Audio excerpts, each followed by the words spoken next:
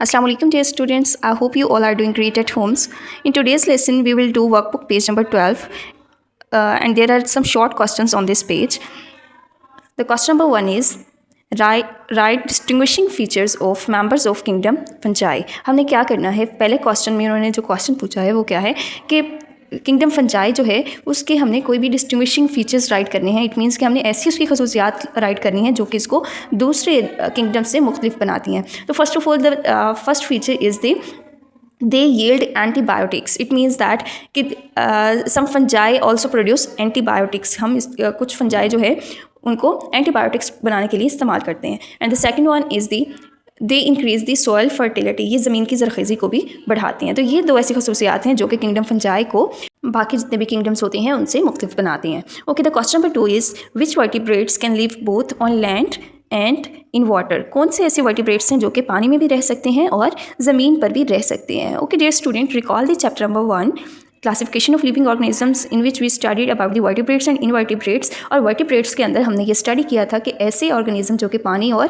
ज़मीन दोनों पर रह सकते हैं वो दो कैटेगरीज होती हैं इनकी वर्टिब्रेट्स की. वो कौन कौन सी हैं? Number 1 is the amphibians and number 2 are the reptiles. Amphibians like frogs and reptiles like snakes हो गए. ये सब कहाँ रह सकते हैं? पानी में भी रह सकते हैं और ज़मीन पे भी रह सकते हैं. Okay, the question number 3 is differentiate between the terms extinct and endangered. Extinct species और endangered species में हमने difference बताना है. ओके, एक्सटिंक्ट स्पीशीज़ अब क्या होती हैं ये भी हमने टेक्स्ट बुक में रीड किया था. एक्सटिंक्ट स्पीशीज़ ऐसी स्पीशीज़ होती हैं ऑर्गेनिजम्स की जो कि कम्प्लीटली डिसअपेयर हो चुकी होती हैं. इट मीन्स कि उन स्पीशीज़ का कोई भी जानदार अब एग्जिस्ट नहीं करता, वो डेड हो चुके हैं. तो extinct is the complete disappearance of the species and endangered species is the incomplete disappearance of a species. Endangered वो स्पीशीज़ होती हैं जो कि अभी मुकम्मल तौर पर कम्प्लीटली जो है एक्सटिंक्ट नहीं हुई होती. उनमें उनकी स्पीशीज़ के कोई ना कोई जानदार अभी बाकी होते हैं, लेकिन वो एंडेंजर्ड कहलाती हैं क्योंकि उनको ख़तरा होता है कि वो बहुत जल्द ही क्या हो सकती हैं? एक्सटिंक्ट हो सकती हैं. तो ऐसे स्पीशीज़ को हम क्या कहते हैं? Endangered species like dolphins. Okay, the question number 4 is what is the difference between hunting and poaching.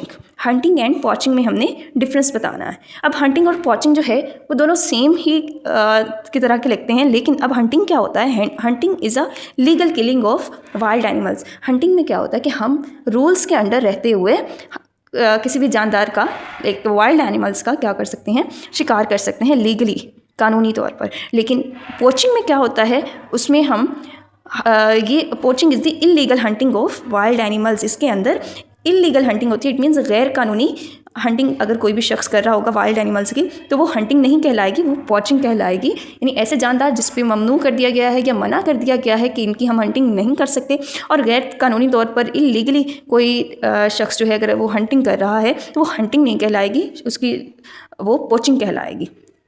Hunting mean शिकार करना, किसी भी जानदार को इलीगली शिकार करना क्या कहलाएगा? पॉचिंग कहलाएगा. So dear student, that was the page number 12 of our workbook. So you have to solve this page, and if you have any query about these questions you can ask me in the class groups. Thank you so much.